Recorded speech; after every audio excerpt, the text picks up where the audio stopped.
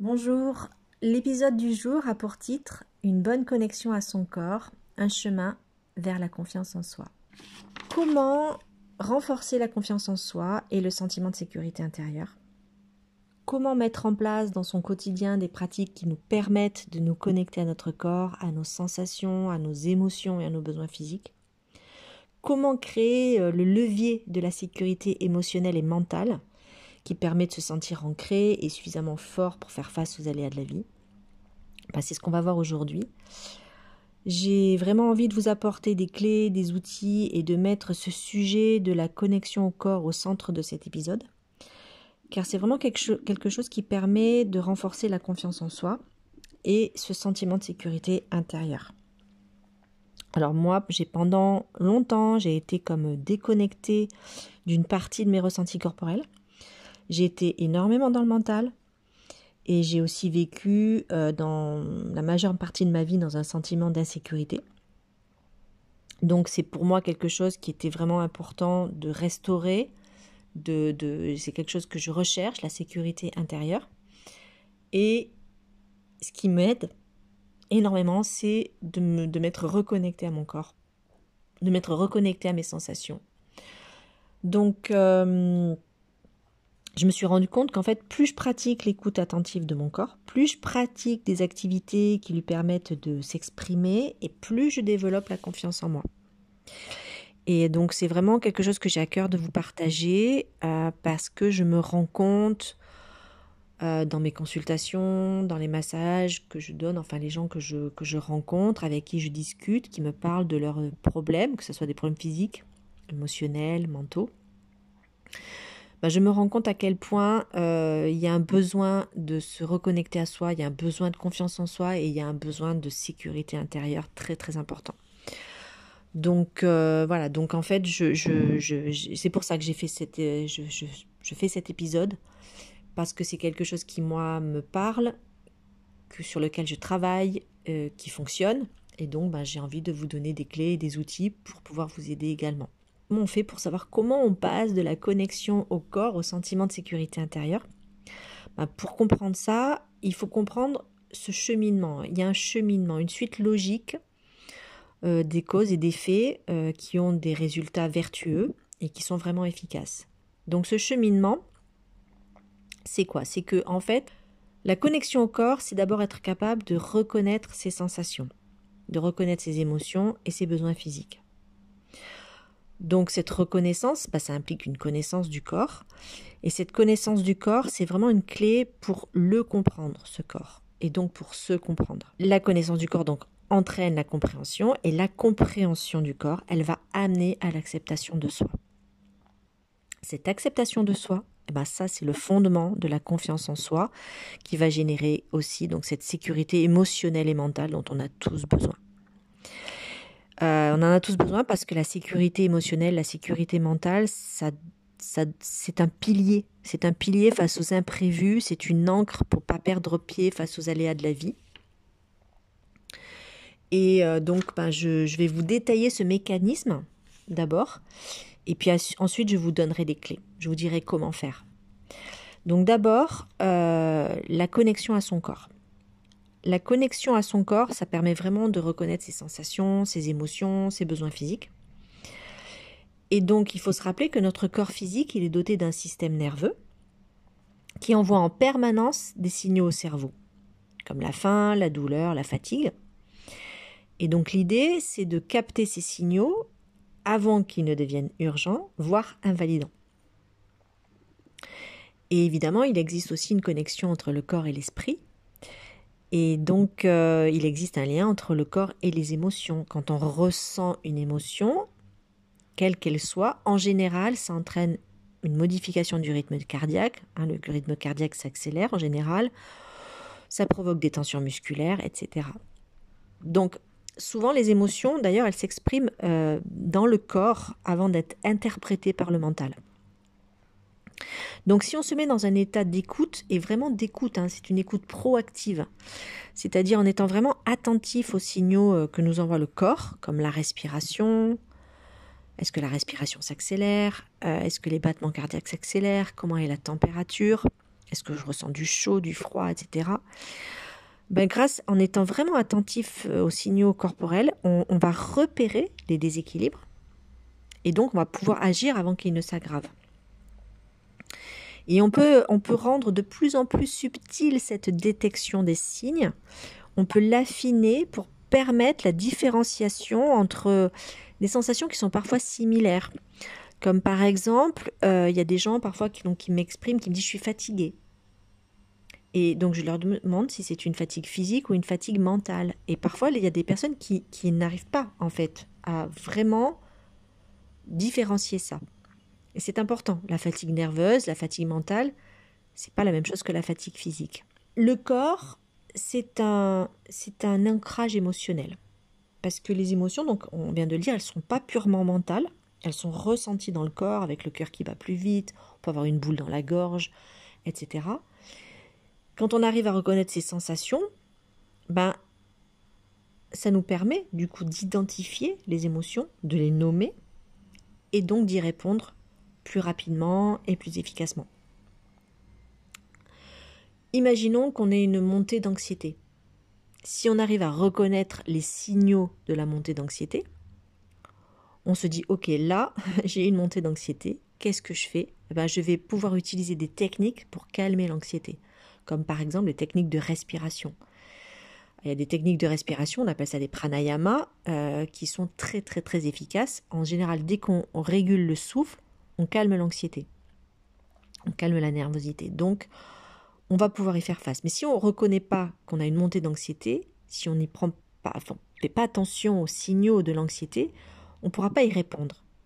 Donc c'est vraiment important d'être dans une écoute proactive des sensations de notre corps. Ça permet donc de détecter les signaux de déséquilibre et puis d'ajuster nos comportements en temps réel. C'est important ça. J'y reviendrai plus tard sur cette notion vraiment de temps réel. Donc une fois qu'on est connecté à son corps, il devient possible de le comprendre. On comprend ses limites, ses forces, ses vulnérabilités. Et on comprend qu'on a un fonctionnement unique. Et si on comprend qu'on a un fonctionnement unique et qu'on comprend ce fonctionnement unique, ça va permettre de limiter la comparaison aux autres. Ça, c'est vraiment un fléau. On a souvent tendance à se comparer aux autres. On a tendance aussi à juger nos imperfections. On va prendre ça pour des défauts. Donc l'idée, en fait, c'est de faire de son corps un allié et pas un ennemi. Notre corps, il ne doit pas être un ennemi, il ne doit pas être un obstacle. Notre corps est un allié. On doit en faire un allié, on doit le comprendre. Parce que si c'est un allié, si on le considère comme un allié, on va du coup développer vraiment une bienveillance naturelle envers lui. Et du coup envers soi-même. On va réduire l'autocritique. Et du coup on va augmenter plutôt l'estime de soi. Parce que l'autocritique, c'est vraiment un frein à l'estime de soi et à la confiance en soi. Donc, faire de notre corps un allié et non pas un ennemi. Donc, une fois qu'on a fait de notre corps un allié, qu'on a accepté et qu'on a cette partie de nous, ce corps qui est nous, ça, c'est le socle de la confiance en soi. Je suis connectée à mon corps. Et donc, si je me sens comprise, acceptée dans ce corps, je vais nourrir un sentiment de sécurité intérieure. Donc cette sécurité intérieure, elle repose vraiment sur la connaissance intime qu'on a de soi-même. C'est savoir qu'on peut s'adapter, qu'on peut répondre à nos besoins et qu'on peut gérer nos émotions. Une personne qui accepte son corps, elle n'a pas besoin, ou elle a moins besoin, de la validation externe, de la validation des autres pour se sentir légitime. Et puis en arrêtant de lutter contre soi-même, on va libérer de l'énergie pour cultiver une image positive de soi. On va ancrer notre confiance dans ce qu'on est ici et maintenant. Et bien sûr, du coup, quand on porte en soi cette sécurité, ça a un impact psychologique. Parce que quand on possède un bon sentiment de sécurité émotionnelle et mentale, ça va devenir un pilier face aux imprévus de la vie. C'est comme une ancre qui permet de ne pas perdre pied face aux aléas que la vie nous impose. Donc, si je résume le mécanisme, 1, on commence par être à l'écoute de ses sensations, de ses émotions, de ses besoins physiques. 2, cette connaissance de soi, elle va engendrer une meilleure compréhension de notre fonctionnement. 3, cette compréhension génère de l'acceptation de soi. Et 4, l'acceptation va créer la sécurité émotionnelle et mentale et la confiance en soi. Donc maintenant, comment on fait? Comment on fait pour se connecter à son corps, puisque c'est la base? Donc je dis, la connexion à son corps, ça nécessite vraiment une écoute proactive, c'est-à-dire une écoute attentive et bienveillante. Et pour reconnaître ses sensations, ses émotions, ses besoins physiques en temps réel, donc je reviens sur cette notion de temps réel, ça implique de ralentir. Ça implique de ralentir le rythme pour écouter ce que le corps il exprime. Que ça soit à travers les tensions, la fatigue, même les élans de vitalité. Ralentir le rythme. Quand on ralentit le rythme, on apprend à écouter. Ça permet d'écouter le corps. Alors, ralentir le rythme, on va apprendre à le faire par des pratiques, notamment des pratiques de pleine conscience. Et bien sûr, la pratique de la méditation. Parce que la méditation, c'est une pratique qui nous apprend à observer notre esprit, à observer nos pensées, à observer nos sensations, sans jugement. On apprend à être spectateur, on apprend à observer et non plus à être acteur. Et à ne plus penser que nos émotions, que nos pensées sont nous. C'est nous qui les créons, mais elles ne nous définissent pas, en fait. Nos émotions et nos pensées ne nous définissent pas. Donc, on met de la distance. Et bien sûr, comment être connecté à son corps? C'est pratiquer des activités corporelles, des activités physiques. Toutes les pratiques corporelles, elles vont permettre de renouer avec nos sensations physiques. Donc, c'est évidemment de pratiquer un ou plusieurs sports. Parce que quand on pratique une activité sportive, ça va favoriser une connexion approfondie avec son propre corps.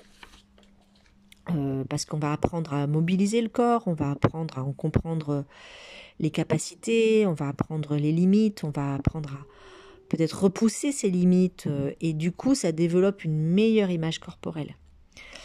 Et pas une meilleure image corporelle dans le sens de pour plaire ou pour se conformer à une image physique,